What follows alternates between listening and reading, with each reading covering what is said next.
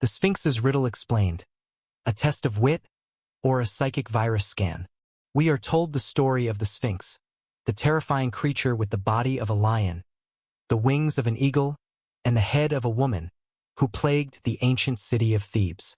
She crouched on a high rock outside the city gates, stopping every traveler and posing a single enigmatic riddle. Those who could not answer were mercilessly devoured. It is a tale of a monstrous gatekeeper, a city held hostage by a battle of wits, and the singular genius of the hero, Oedipus, who solved the riddle and freed the people. But what if this story is a profound misunderstanding of a far more complex and terrifying event?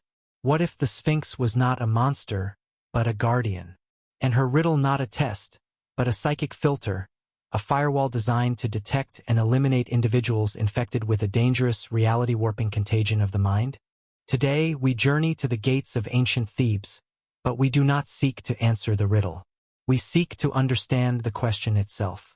This is a story not of a simple monster, but of a sophisticated, biological and psychic security system. A story of a city not under siege, but under quarantine. And the story of a hero who, in his brilliance, may have been the most infected of them all. Welcome to Mythos Unveiled. Today, we seek to explain the Sphinx's riddle, not as a test of wit, but as a chilling cosmic virus scan. To understand the purpose of the Sphinx, we must first understand the sickness that had befallen the city she guarded, Thebes. The story of Thebes is a story of a cursed lineage, a royal house so deeply stained by patricide, incest, and defiance of the gods that its very foundations were spiritually corrupted. It began with its founder, Cadmus, who slew a sacred dragon belonging to Ares, the god of war. As penance, he was forced to sow the dragon's teeth into the earth, and from these teeth sprang a race of violent, fully armed warriors called the Spartoi, who immediately began to kill one another.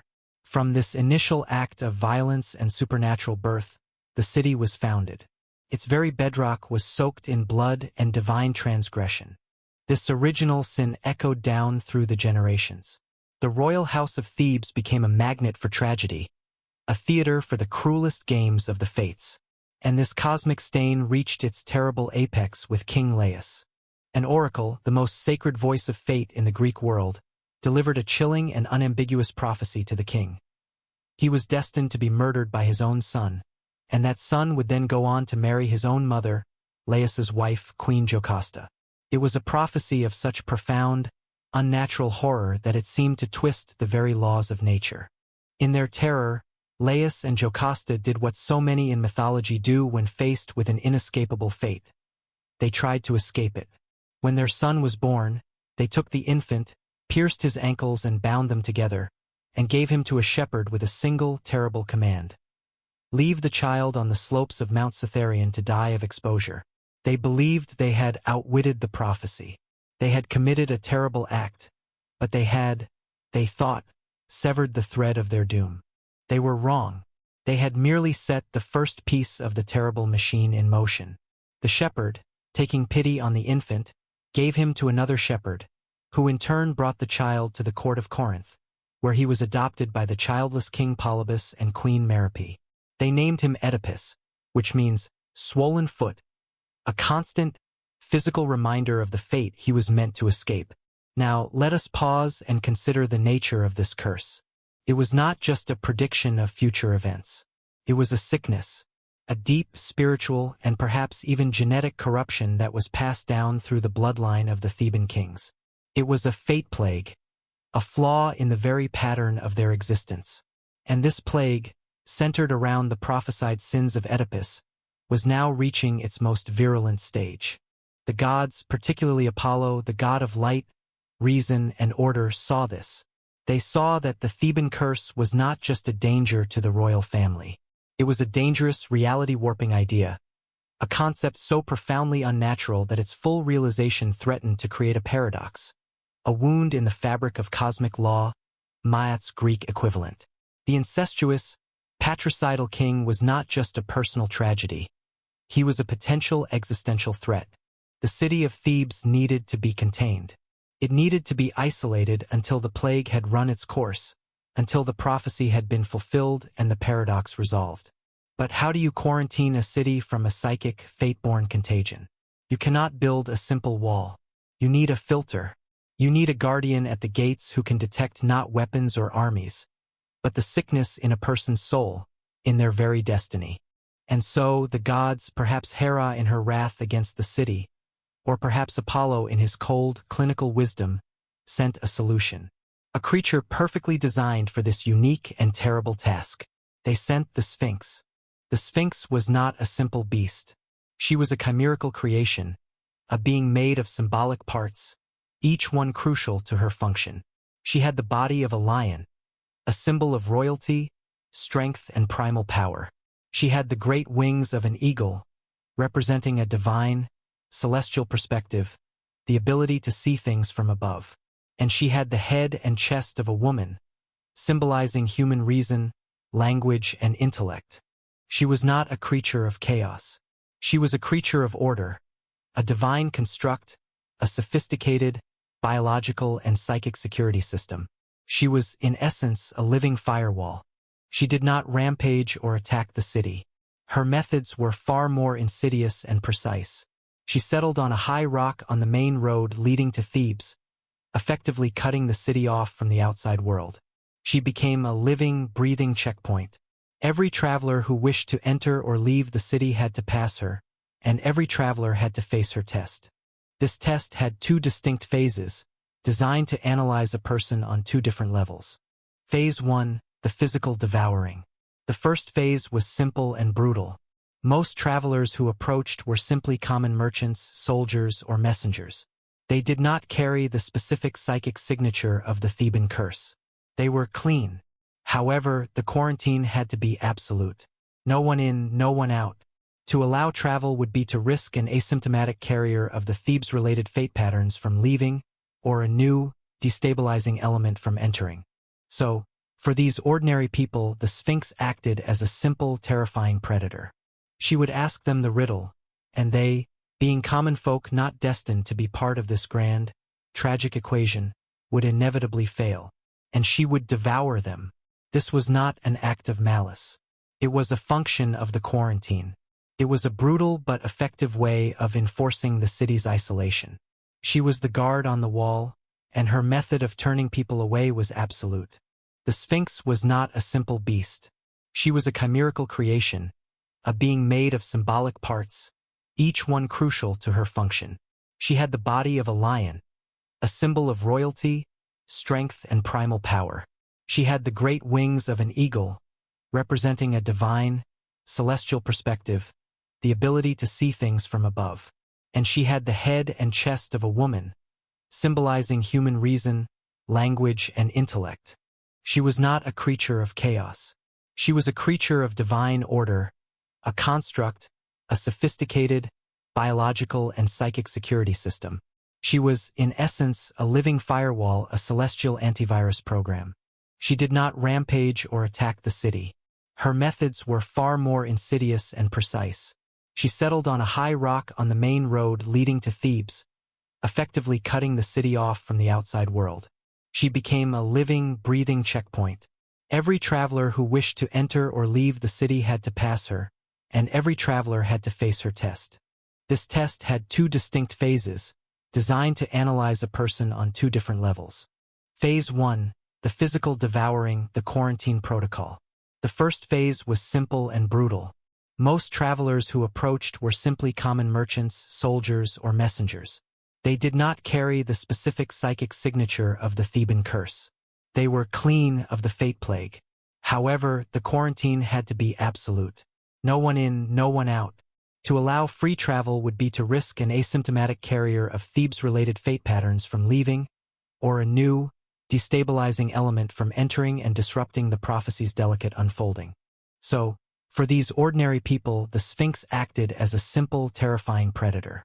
She would ask them the riddle, and they, being common folk not destined to be part of this grand, tragic equation, would inevitably fail, and she would devour them. This was not an act of malice. It was a function of the quarantine. It was a brutal but effective way of enforcing the city's isolation. She was the guard on the wall, and her method of turning people away was absolute and final. This kept the city a sealed, self-contained system where the fate plague could run its course without outside interference. Phase 2. The riddle, the psychic virus scan. The second phase was for a very specific target. The Sphinx was not just a guard. She was a hunter. She was waiting for one particular individual, the carrier of the fully realized curse, the man whose destiny was to fulfill the horrifying prophecy. She was waiting for Oedipus. The riddle was her diagnostic tool. Let us examine it. What goes on 4 feet in the morning, 2 feet at noon, and 3 feet in the evening? On the surface, it is a clever metaphor for the stages of human life. A baby crawls on all 4s. An adult walks on 2 legs. And an old man uses a cane, a 3rd foot. It appears to be a test of lateral thinking, of wit. But the true function of the riddle was far deeper. It was not about the answer. It was about the question.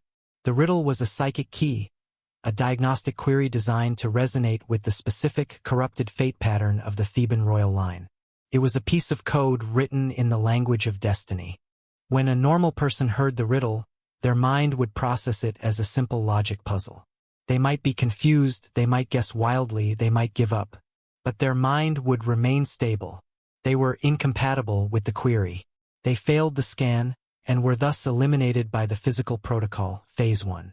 But when the person with the fate virus heard the riddle, their mind would react differently. The riddle was designed to target the very core of their corrupted destiny. The themes of the riddle, the passage of a single life from helpless infancy to powerful adulthood to infirm old age, were a perfect mirror of the Oedipal prophecy. He was the infant who should have died 4 feet. The powerful king he would become, 2 feet. And the broken, blind old man he was destined to be, 3 feet. The riddle was not a question to be answered. It was a mirror held up to the soul. And the Sphinx was waiting for the one soul who would look into that mirror and recognize himself completely. Meanwhile, in Corinth, the boy Oedipus grew into a man.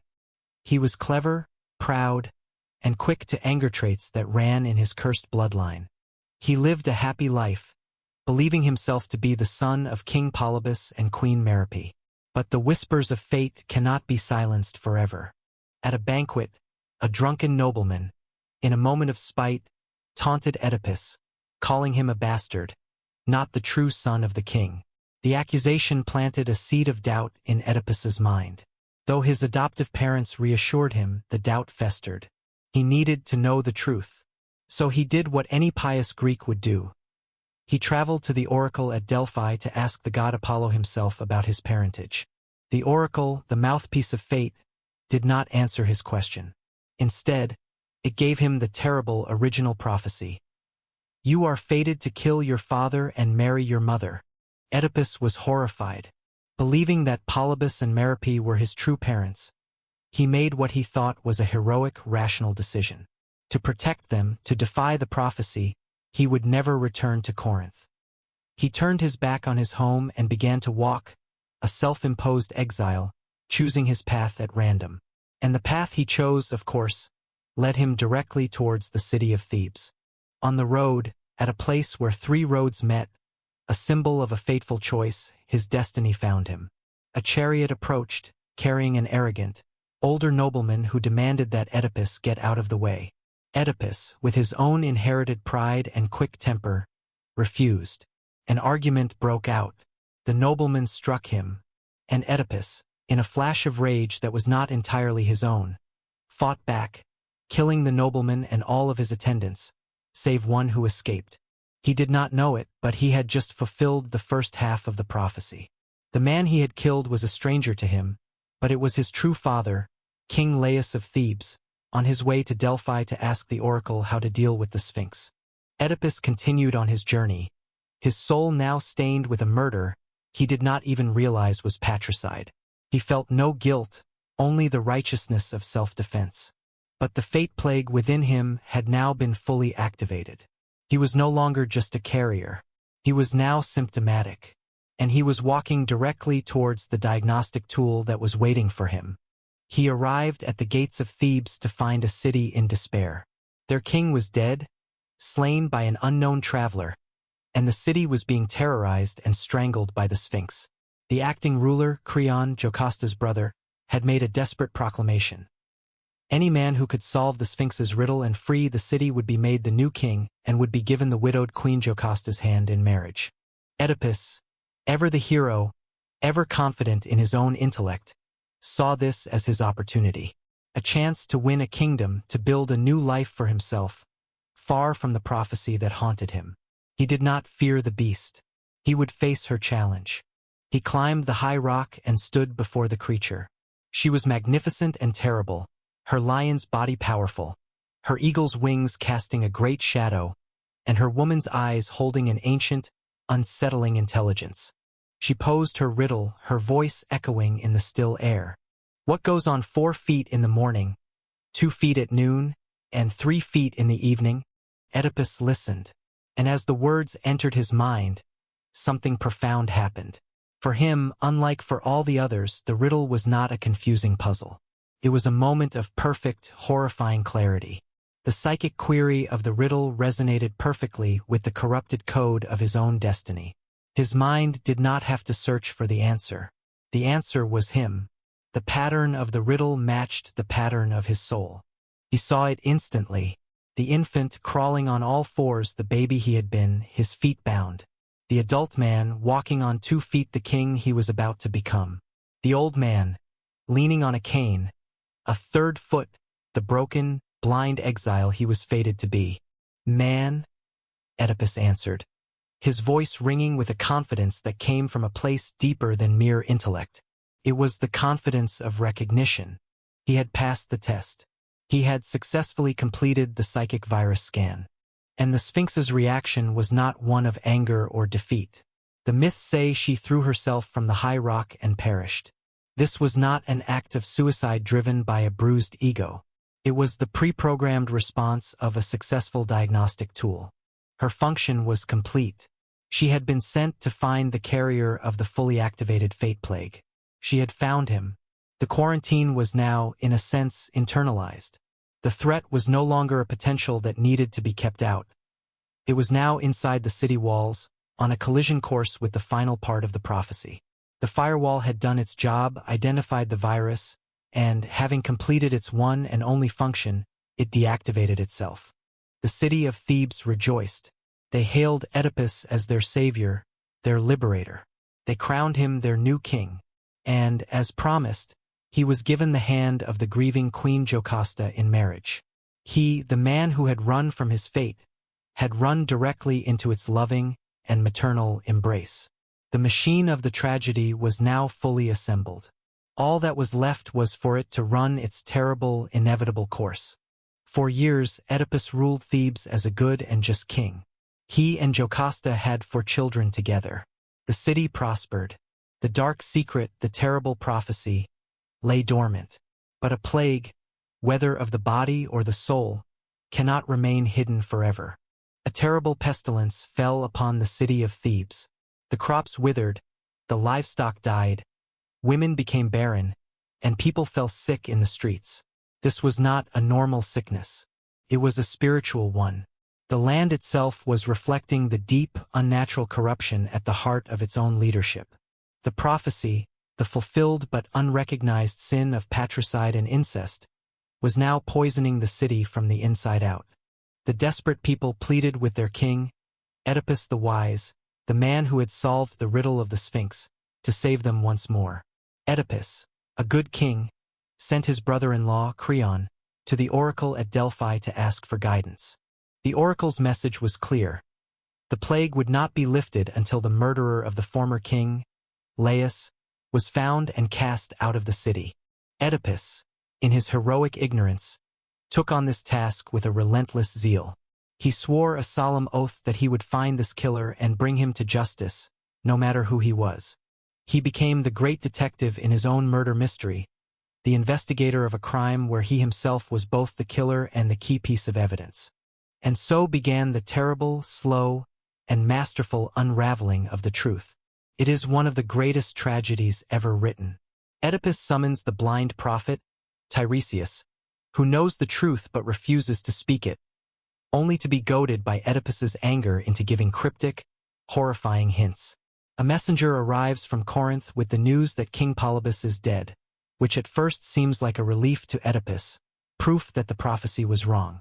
But the messenger then reveals the final, devastating piece of the puzzle, that Oedipus was never the true son of Polybus, that he was a foundling, given to the messenger as a baby on the slopes of Mount Cytherion.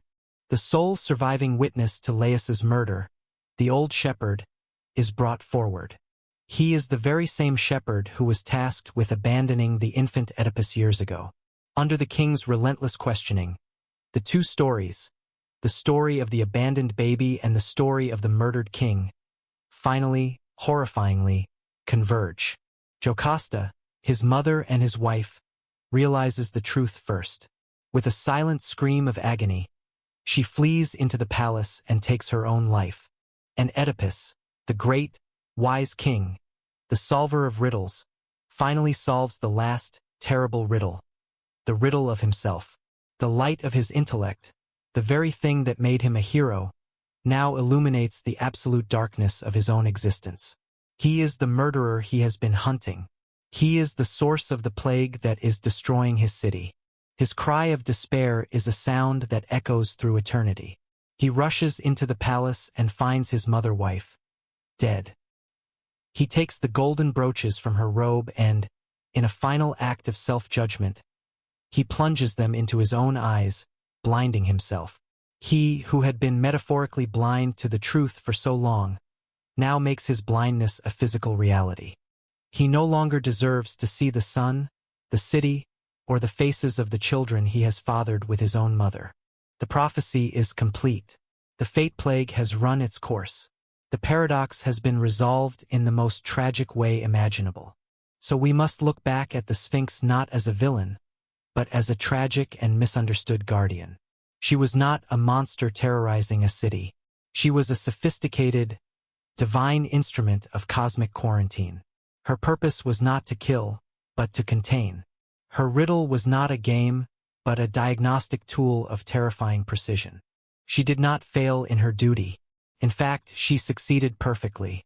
She kept the world safe from the Theban corruption, and she successfully identified the one person who was destined to bring the crisis to its head. Her death was not a defeat. It was the signal that her mission was complete, that the final act of the tragedy was now locked in place within the city walls. Oedipus was not a hero who defeated a monster. He was the infectious patient who passed the final security checkpoint. His great intellect was not a gift.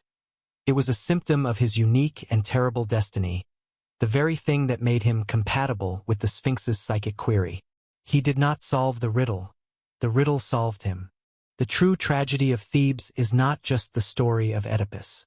It is the story of a city so deeply cursed that the gods had to place a monster at its gates to protect the rest of the world. And the legacy of the Sphinx is a chilling one. It reminds us that some questions are not meant to be answered. It suggests that some knowledge is too dangerous to possess. And it whispers a terrible final truth, that sometimes the only way to cure a plague is to let it burn itself out, even if it takes a hero, a queen, and a great city with it. The Sphinx was the guardian of this terrible, necessary process. She was the calm, watchful, and monstrous face of a terrible cosmic medicine. Sometimes a monster is just a guardian we have failed to understand. And sometimes a riddle is not a question, but a diagnosis for a sickness of the soul. Thank you for journeying with us to the gates of Thebes. If this unveiling of a classic myth has made you question what you know, show your support by liking this video, subscribing to Mythos Unveiled, and hitting the notification bell so you never miss another journey into the shadows of our most profound legends. What is the most misunderstood monster in all of mythology? Let us know your thoughts in the comments. Until next time, remember that the greatest danger can sometimes come not from failing a test, but from being the only one who can pass it.